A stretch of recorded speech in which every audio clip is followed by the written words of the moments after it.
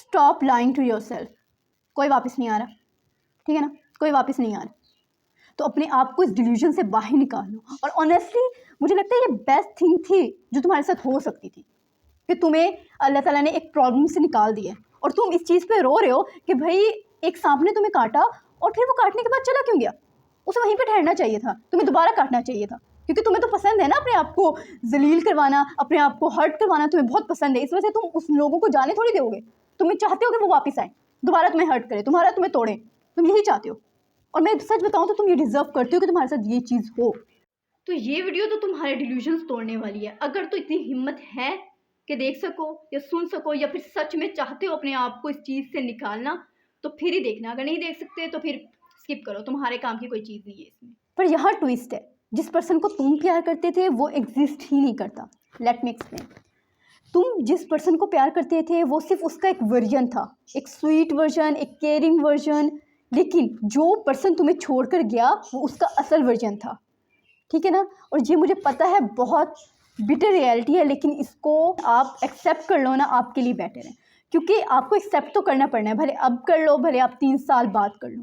इसमें बस डिफरेंस यही है कि अब कर लोगे तो अपनी लाइफ को जल्दी बेटर करना स्टार्ट कर दो। 3 साल बाद करोगे, ये 3 साल वेस्ट हो जाएंगे। एक बात बताओ कि अगर वो तुमसे सच में प्यार करते होते तो क्या तुम्हें इतना बैक करना पड़ता, तुम्हें इतना रोना पड़ता, तुम्हें उन्हें कन्विंस करना पड़ता? नहीं।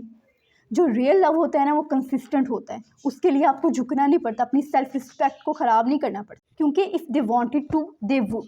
शायद वो बिजी होंगे, नहीं, अगर तुम प्रायोरिटी होती तो वो तो टाइम निकाल लेते, वो तुम्हें टाइम देते, ठीक है। शायद वो कंफ्यूज है, कोई कंफ्यूज नहीं होता, ये उनकी अपनी चॉइस है कि उसने अपने आपको कंफ्यूज रखा हुआ है। वो कम्युनिकेशन करके सब कुछ ठीक कर सकते हैं, लेकिन उन्होंने चूज़ किया है कन्फ्यूजन को, तुम्हें कंफ्यूज रखने को, ठीक है। शायद वो कमिटमेंट देने से डरता है। ब्रो, तो तुम्हारा क्या?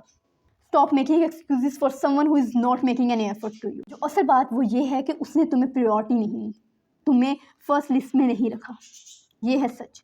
क्योंकि रियल लव जो है ना वो कन्फ्यूजन नहीं देता, वो आपको हर्ट नहीं करता, वो आपको दुख नहीं देता, ठीक है ना। उसकी वजह से आप अनकंफर्टेबल फील नहीं करते, आपको नीचा नहीं दिखाया जाता, आपकी सेल्फ रिस्पेक्ट को ख़राब नहीं किया जाता है। जो असल लव होता है ना उस पर आपकी रिस्पेक्ट की जाती है, आपकी बाउंड्रीज़ की रिस्पेक्ट की जाती है, आपको एक स्पेस दी जाती है, आपको प्रायोरिटाइज़ किया जाता है। और ये सब चीज़ें तुम्हारे रिलेशनशिप में नहीं थी, तो तुम खुद समझ सकती हो कि वो कितना टॉक्सिक था। वो सिर्फ एक टाइम पास था, एक एडिक्शन थी जिसको तुमने एक प्यार का नाम दिया हुआ था, सिर्फ और सिर्फ एक अटैचमेंट। और अटैचमेंट में डिफरेंस होता है। और सबसे बड़ा झूठ जो तुम अपने आप से कहते हो कि भाई मैं उसके बगैर नहीं रह सकता, बुलशिट। रह रहे हो तुम, अभी भी उसके बगैर रह रहे हो, सांस ले रहे हो, तुम्हारी सांसें चल रही हैं, सर्वाइव कर रहे हो। अब ये अलग बात है कि तुमने खुद अपने आप को सफरिंग में डाला हुआ है, क्योंकि तुम्हें मूव ऑन करना मुश्किल लगता है, तुम्हें लगता है कि कोई और तुम्हें नहीं मिलेगा, इस वजह से तुम उसी टॉक्सिक इंसान के साथ रहना चाहती हो। And you are acting like a victim कि मुझे छोड़ दिया, मेरे साथ ऐसा हो गया, मैं तो बर्बाद होगी। ब्रो, अगर तुम्हें कोई इजीली छोड़ सकता है ना, it says more about them than you, ठीक है ना। तो इसमें अपने आप को गिल्ट में डालने की ज़रूरत नहीं है कि भाई शायद मैं रिस्पॉन्सिबल हूँ इस चीज़ की। नहीं, तुमने तो इस सब चीज़ों के बाद भी अपने आप को सर्वाइव किया है। पर तुम ना अपनी आइडेंटिटी जो है ना वो उस बंदे से डिफाइन कर रहे हो कि उस बंदे ने शायद तुम्हें छोड़ दिया। अगर उस बंदे ने तुम्हें छोड़ दिया ना, मैं कहती हूँ ये बेस्ट चीज़ है। क्यों?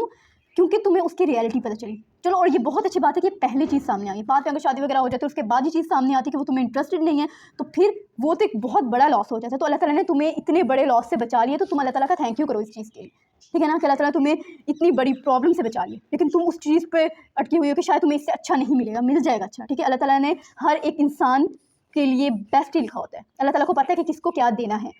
और आप तो अगर आपको धोखा मिला है ना, तो मुझे ये लगता है कि भाई आप शायद अल्लाह ताला के फेवरेट बंदे हो कि अल्लाह ताला ने आपको धोखा देने वालों में से नहीं बनाया। इट्स ओके कि आपको धोखा मिला है, आपने धोखा दिया नहीं, आपने किसी को इज्जत दी नहीं है, किसी को हर्ट किया नहीं है, आप प्योर सोल हो, आपको अल्लाह ताला ने बचाया है।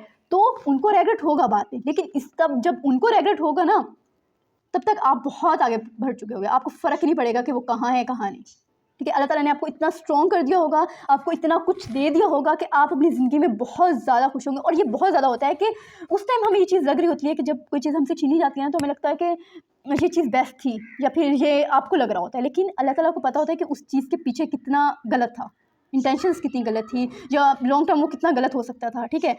लेकिन वही चीज़ 2-3 साल बाद जब आप मूव ऑन कर लेते हो, तो आपको चीज़ रियलाइज़ होती है कि अगर वो चीज़ जो मैं उस टाइम चाह रही थी वो हो जाती, तो आज आप कितनी गलत कंडीशन में होती, ठीक है ना। और ये चीज़ आपको रियलाइज़ ज़रूर होती है, आपको पता ज़रूर चलता है कि अगर वो चीज़ उस टाइम नहीं हुई तो उसका क्या रीज़न था।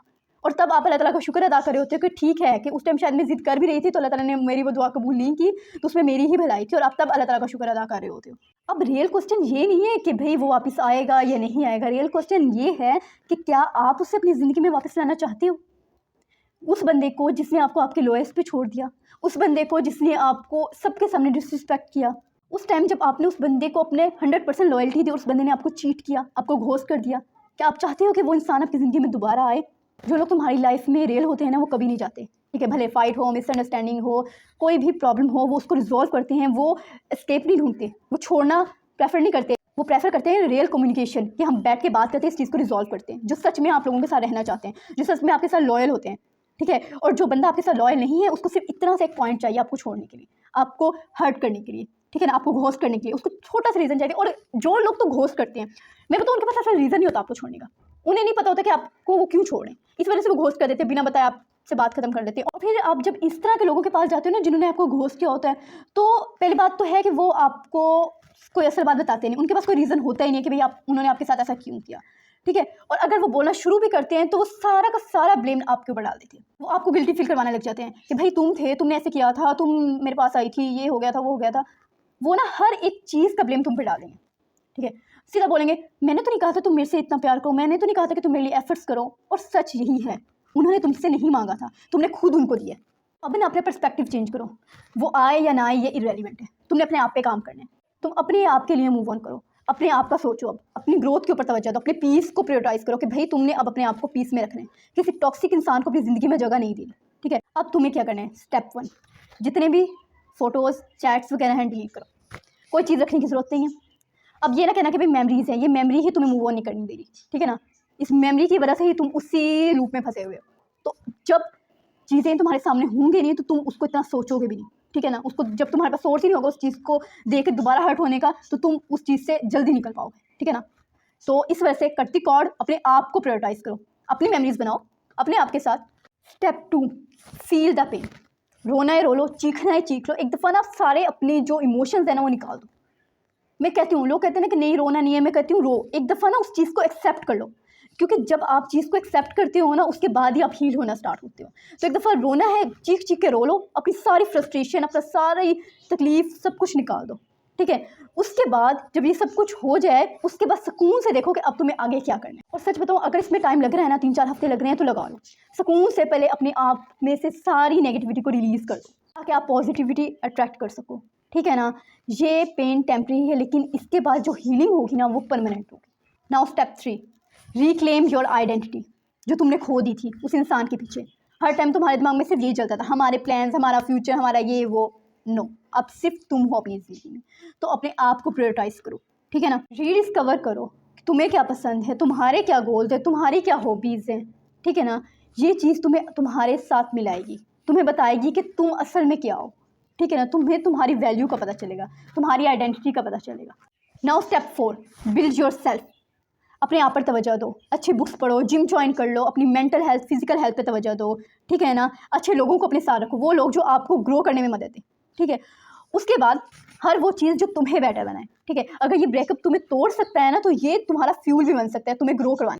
अंडरस्टैंड करो, you are gaining not losing. आपने क्या लूज़ किया? एक टॉक्सिक रिलेशनशिप, एक वन साइडेड एफर्ट्स, या फिर एक प्रॉब्लम? और आपने क्या गेन किया?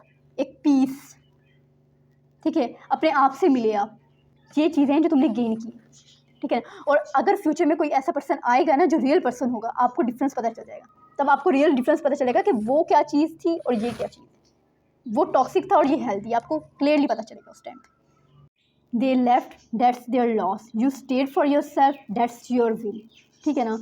तो मैं आखिरी बात ये कहूँगी कि आपको अल्लाह ताला पे बहुत ज़्यादा ट्रस्ट होना चाहिए, और आपको अल्लाह ताला का अब भी शुक्र अदा करना चाहिए कि अल्लाह ताला ने आपको एक बहुत बड़ी प्रॉब्लम से बचाया, ठीक है ना? क्योंकि आप अल्लाह ताला के फेवरेट हो, और अल्लाह ताला अपने जो फेवरेट लोग होते हैं ना उनको टेम्परेरी तो पेन दे देता है, लेकिन उनके साथ परमानेंट कभी भी गलत नहीं करता। तो आपके लिए अल्लाह ताला ने बहुत बहुत सी ब्लेसिंग्स रखी हुई हैं, तो अल्लाह ताला पे बस अंधा भरोसा करो, और बस अब हील करो, ग्रो करो, अपने आप पे काम करो, और अल्लाह ताला पे ट्रस्ट करो, बस आपने यही करना है, और आपकी ज़िंदगी खुद ही बहुत खूबसूरत हो जाएगी। That's all for today, thank you so much, अल्लाह हाफिज़।